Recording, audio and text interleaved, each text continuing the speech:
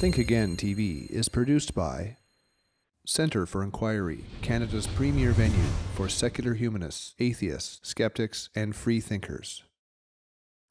After nearly 2 years of rumor and speculation, Canada's Office of Religious Freedom was finally opened in the Department of Foreign Affairs and International Trade in February 2013.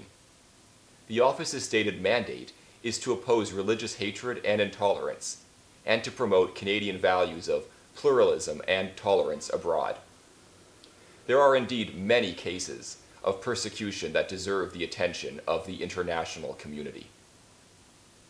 This is 30-year-old Alexander On, designated a prisoner of conscience by Amnesty International. He's now serving a 2.5-year sentence in an Indonesian jail for postings on Facebook deemed offensive by the state.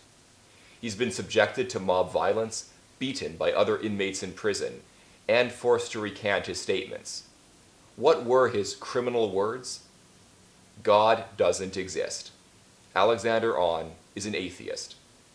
On's situation is by no means rare. Here's Sanal Edamaruku, an Indian atheist and skeptic who is charged with blasphemy and hurting religious sentiment for debunking a supposed miracle involving a crying Jesus statue at a Catholic church in Mumbai. He is now living in exile in Europe, facing arrest without the guarantee of bail back home in India. All over the world, atheists, agnostics, rationalists, and secularists are subject to hatred, intolerance, and persecution for their minority religious identity.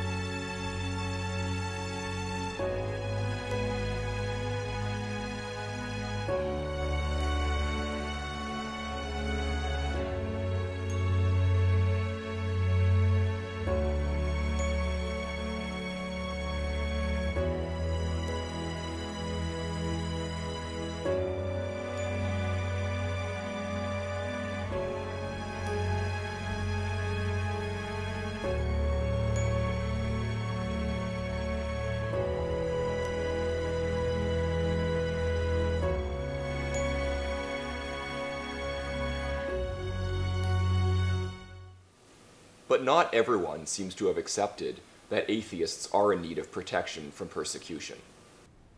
Time and time again, Canada has spoken out against discrimination and violations of freedom, including freedom of religion. We don't see agnosticism or atheism as being in need of defense the same way persecuted religious minorities are. We speak of the right to worship and practice in peace, not the right to stay away from places of worship. John Baird, Canada's Minister of Foreign Affairs, at an address to the United Nations, breaks awkwardly from the narrative of his remarks to single out atheist persecutions as outside the mandate of the Canadian government's foreign policy. These remarks are consistent with those made by Minister Baird during his keynote address at the 2012 Religious Liberty Dinner in Washington, D.C. Though Minister Baird's Department of Foreign Affairs is responsible for the newly opened Office of Religious Freedom, the minister's position seems to be in conflict with that of an elected official of a higher level of government.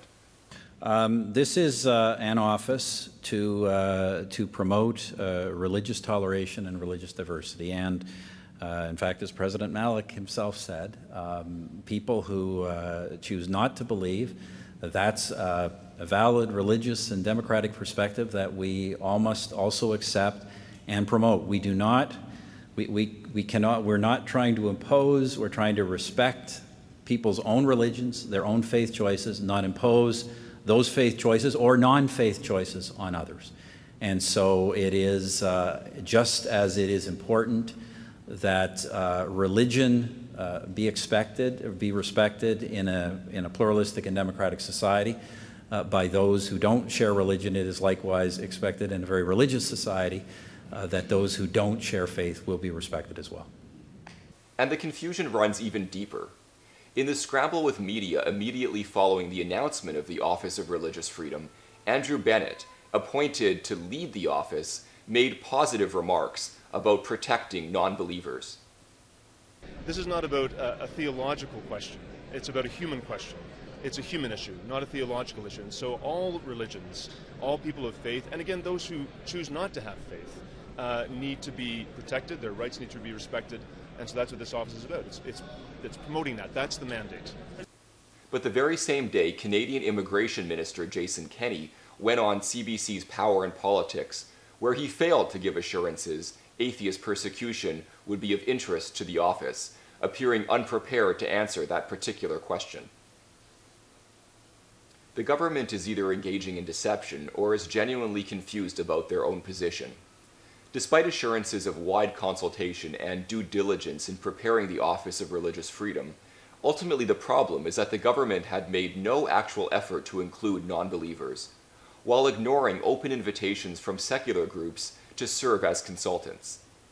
Since the very first announcement of the Office of Religious Freedom as a May 2011 election campaign promise by the Conservative government, the Centre for Inquiry, Canada's largest organization representing atheists and agnostics, has attempted to reach anyone in the Department of Foreign Affairs.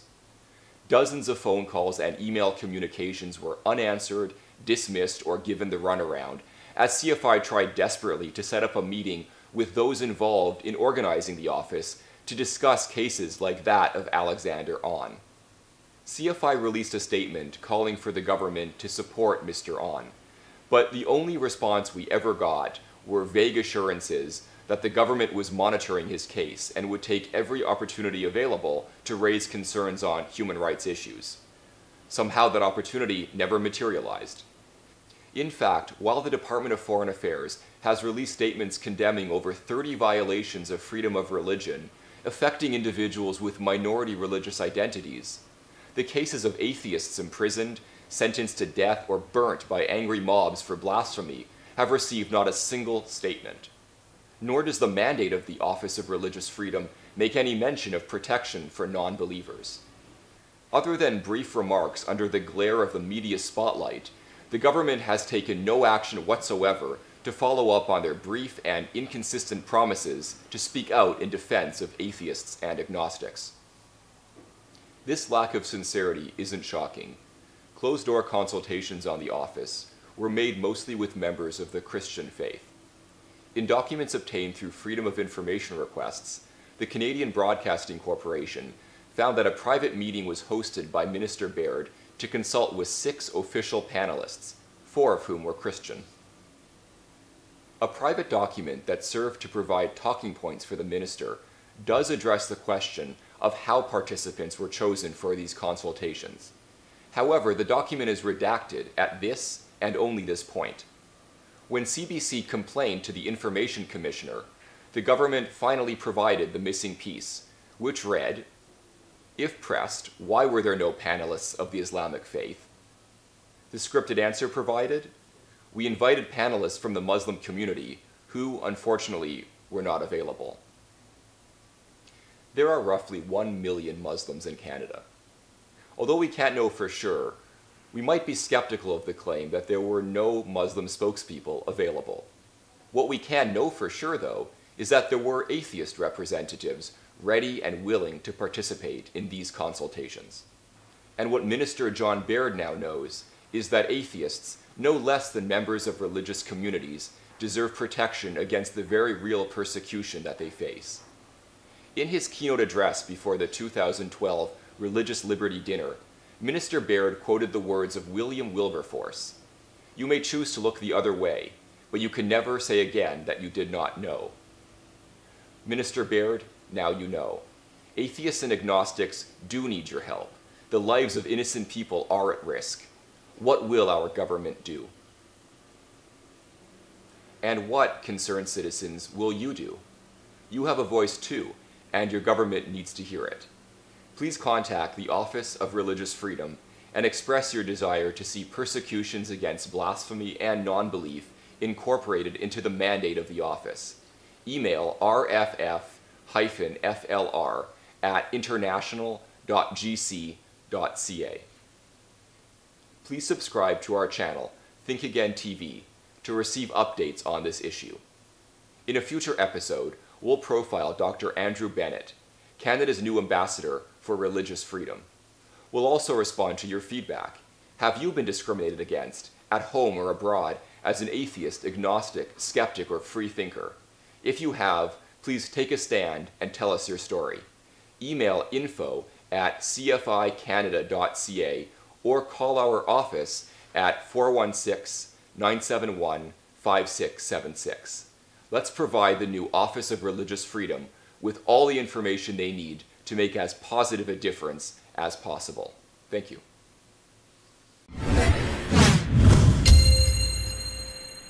Think Again TV is produced by Centre for Inquiry, Canada's premier venue for secular humanists, atheists, skeptics, and free thinkers. CFI Canada coordinates branches and campus groups across the country, runs a public education series, provides secular community services, incorporates cutting-edge multimedia such as blogs, podcasts, and YouTube, and is a regular voice in the press presenting a secular humanist, atheist, and skeptical perspective.